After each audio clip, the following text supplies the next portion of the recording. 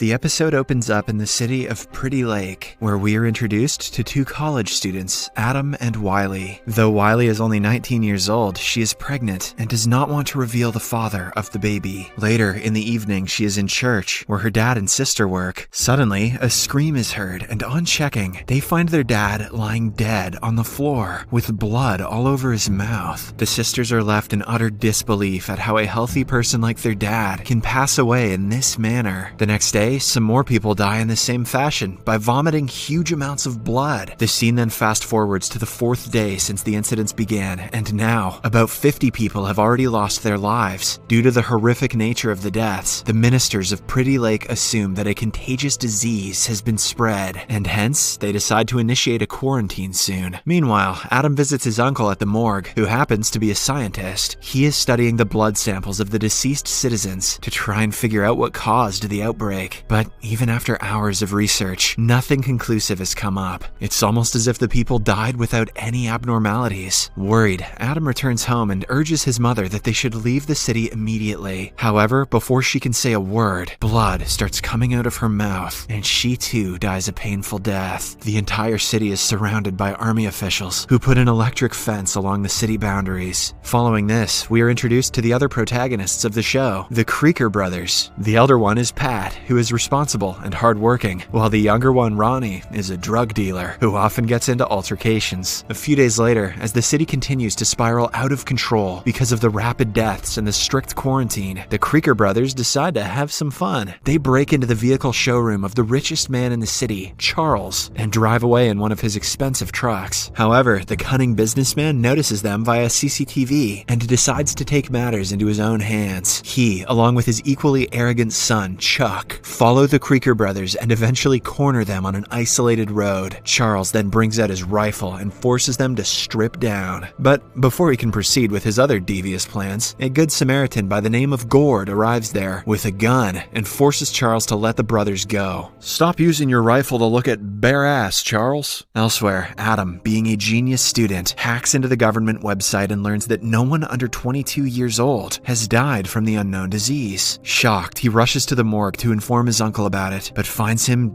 dead on the floor. Later, he meets his best friend Wiley and tells her that something unusual is going around, so they should leave the city immediately. Wiley agrees to run away and starts packing her belongings. Unfortunately, a few hours later, her water breaks, leaving her unable to walk. So she messages Adam and informs him that she can't come. Seeing Wiley in excruciating pain, her sister Melissa tries calling a doctor, but due to the chaos outside, no one responds. Hence, she rushes to the Good Samaritan from earlier, Gord, who also happens to be her good friend, and asks him for help. The two of them then head over to Wiley and assist her in delivering a baby boy. On the other hand, Adam reaches the border of the city holding a fence cutter. Unfortunately, he gets spotted by the army officers who open fire on him. Adam gets hit by one of the bullets, but is saved by the bulletproof jacket he is wearing. 4 days pass by, but the situation shows no signs of improvement. The government has still not made any breakthrough about what caused the outbreak. With all the people above the age of 22 dead, Melissa starts looking after the orphans at the church. One day, the government announces that the virus is starting to slow down, and the quarantine will soon be lifted. But for that, the young citizens will have to gather and burn all the dead bodies. The news gives hope to the remaining citizens, and they immediately begin gathering the dead bodies at a designated spot. In the meantime, Chuck has become somewhat of a leader after his arrogant father Charles passed away. He is trying to control the youth of the city so that they don't cause any mayhem. At least his dad's not around to look at their butts anymore. He is also desperately searching for his lost sister Lana, who has been missing for a couple of days. At one time, he and the boys catch the aggressive drug dealer, Ronnie Creaker, stealing medications from a house. Chuck tries to take control of the situation and warns Ronnie to step back, but the latter just won't listen. Instead, he brings out his gun and threatens to shoot the boys if they keep standing in his way. Left with no choice, Chuck lets him go. However, in the evening, when one of the pals shows him an image of a woman with her middle finger cut off, Chuck loses his cool. He recognizes the woman as the owner of the same house from which Ronnie stole the medication and deduces that he did it to steal her ring. Hence, he gathers his colleagues and heads to Ronnie's place for revenge. In the next scene, we see Wiley barging into somebody's house, presumably the father of her child, and searching for something. Right then, a boy walks up to her, holding a knife. Scared, Wiley mentions that she will leave, but he stops her and asks her to stay with him. He even opens a safe for her and finds an envelope inside with her name on it. But before he can hand it over to her, Wiley feels dizzy and collapses to the floor. Elsewhere, as Gord is working on his farm, he notices a flock of vultures circling over something in the nearby forest. Curious, he walks to the place, only to find Chuck's sister Lana dead near a tree. She has a revolver in her hand and a wound on her head. Guess she just couldn't stand her dad looking at children's butts anymore. Without wasting any time, he calls Chuck and Adam to the scene. The latter takes a look around the place and deduces that someone tussled with her before she passed away. He also takes pictures of the crime scene, along with a footprint beside the dead body. With a heavy heart, Chuck then picks up his sister's body and burns it after bringing it to their backyard. That evening, Chuck's other sister, Amanda, who is suffering from autism, tries to prepare some chicken burgers and fries at their grocery store. The little girl believes that her sister, Lana, will soon return home. However, because of her clumsiness, the oil catches fire and a large portion of the store is burned. Amanda is thankfully unharmed, but she is too scared to reveal it was her fault. Hence, when her brother inquires about what happened, she lies that she saw an old truck entering the store. Hearing this, Chuck deduces that the Creaker brothers are responsible for it, as they too have an old truck. Those goddamn Creakers are at it again! Later at night, the whole city gathers around the pile of dead bodies and prepares to set them on fire. At the same time, Adam is looking for a person whom he found on the government website because he believes that he has some information about the mysterious disease. Luckily, he finds the man and takes something out of his pocket, but as he prepares to leave, he hears somebody coughing nearby. On a closer look, Adam is stunned to see Wiley among the dead bodies. He quickly approaches her and carries her out, right before the entire pile is burned to a crisp. Meanwhile, a tiger escapes from the zoo after attacking a little boy who had come there to feed him. That was random, jeez. The next morning, Chuck finds Alana's cell phone and goes straight to Gord. He asserts that they need to confront the Creaker brothers and teach them a lesson. At first, Gord hesitates, claiming that they can't just go around attacking people. But when he gets to know that Ronnie was the last person who messaged Lana, he agrees to join Chuck. Before leaving the farm, Gord asks his little sister Frances to take care of the cows and feed them. Next, Chuck, along with Gord and his friends, surround the Creaker brothers' house at night and demand Ronnie come out. Worried, the elder brother, Pat, tells Ronnie to hide in the basement while he handles the situation. He then walks out of the house and starts talking to Gord and Chuck. Suddenly, the electricity in the entire town goes out, making Chuck believe that the Creaker brothers are trying to trap them. Hence, he opens fire on Pat, prompting Ronnie to fire back from the basement. When the situation almost gets out of control, Chuck and his group decide to retreat, but while doing so, Gord gets hit by a bullet. Later, Chuck stops his truck at a pharmacy and drops Gord off there. The latter reassures that he's fine and can look after himself, but after Chuck leaves, Gord enters the store and falls to the ground due to the severe loss of blood. Fortunately, his friend Melissa arrives there and helps him back to his feet. She also cleans his wound and stitches it. At the same time, Tracy, the other Creaker sibling, informs Pat that Ronnie has left the house. She also reveals that she checked his phone and found text messages sent to Lana and another girl. Meanwhile, Ronnie can be seen creeping into Chuck's house where his girlfriend Stacy is sleeping. It appears as if the two have known each other for a long time and share a close bond. Ronnie continuously asks for help, claiming that he didn't kill Lana, and Stacy decides to help him. The following morning, she takes him to meet Chuck and help him settle their differences. However, at the very last moment, she betrays Ronnie and lies to Chuck that she was being attacked. Enraged, Chuck, along with his boys, run after Ronnie to beat him up. On the other hand, Gord's sister Frances is trying to turn on the generator to power the farm. To her bad luck, the escaped tiger arrives before her, forcing her to run into the attic. Later, she holds a gun and slowly comes out of hiding. The tiger notices her and starts approaching her, but in the nick of time, she fires off a few shots and finishes it off. Elsewhere, Adam and Wiley decide to take advantage of the power outage to escape the city, as now only a few army officers are guarding the electric fence. Before leaving, she takes a look at her baby and leaves him in the care of Melissa. After a while, they reach the border and successfully tear open the fence using a cutter. Surprisingly, when they walk past the fence, they notice that the area around them is covered with landmines. In order to check, Adam throws Wiley's bag to the ground, and as they had expected, a large explosion ensues. The bag is completely destroyed, and a large amount of cash is flying around. "Why didn't you throw your shoe, you idiot?" Adam asks Wiley where she got the money, but she refuses to answer. With their failed attempt, the two then return back to their city. Somewhere else, Ronnie is holding Amanda hostage when Chuck and his boys find him. Worried about the mayhem that she has caused, the little girl finally admits that she was the one who set the supermarket on fire. At the same time, Ronnie also tells Chuck that he didn't kill Lana and asks for a gun in return for Amanda's safety. Having no options, he reluctantly provides him with a rifle and rescues his sister. And before Ronnie can make a move, Chuck attacks him and punches him in the face multiple times. Right then, Gord and Pat arrive at the scene and separate them. They then reveal that Ronnie was actually with Chuck's girlfriend Stacy when Lana got killed. Ronnie then walks away from there, stating that the fight has just begun. In the next scene, Gord returns to his farmhouse and becomes terrified after seeing a dead tiger in the front yard. He immediately goes inside and begins searching for Frances. Moments later, he finds her and mentions that their parents would be very proud of the bravery that she has shown today. On the other hand, when Wiley returns home, Melissa yells at her for leaving her child and walking away without informing her. Hearing this, Wiley becomes angry and exits the house, but not before informing her sister that she doesn't have to look after her baby boy anymore.